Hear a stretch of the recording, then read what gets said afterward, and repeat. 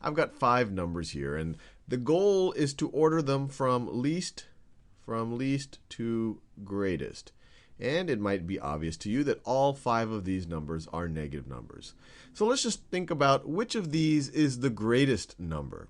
And you might be tempted to say, oh, well, 40s would, if these were all positive, 40 would be the greatest. So you might be tempted to say negative 40 is the greatest.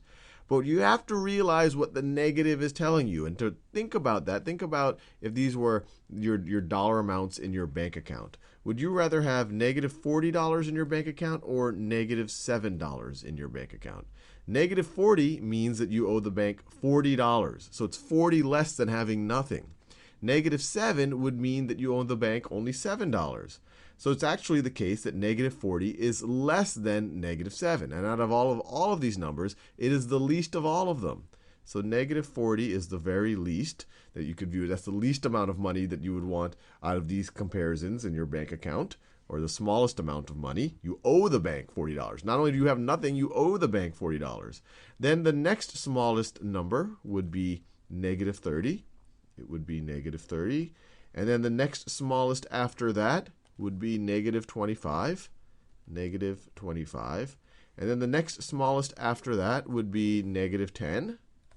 Negative 10. And then finally, the greatest of all of these numbers, the greatest, and I will do it in pink, the greatest of all of these numbers is negative 7.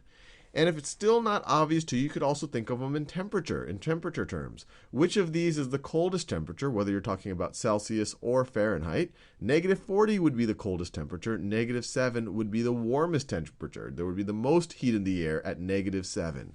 Another way to think about it is we could draw a number line. So let's draw a number line right over here. If this is 0, and we could put maybe positive 7 up here. Positive 7 isn't one of these numbers, but then we can plot all the other numbers. So this right here might be negative 7. If that's negative 7, then maybe this right over here would be negative 10. Notice we go further and further to the left of 0. And then we go a little bit further to the left, we get negative 25.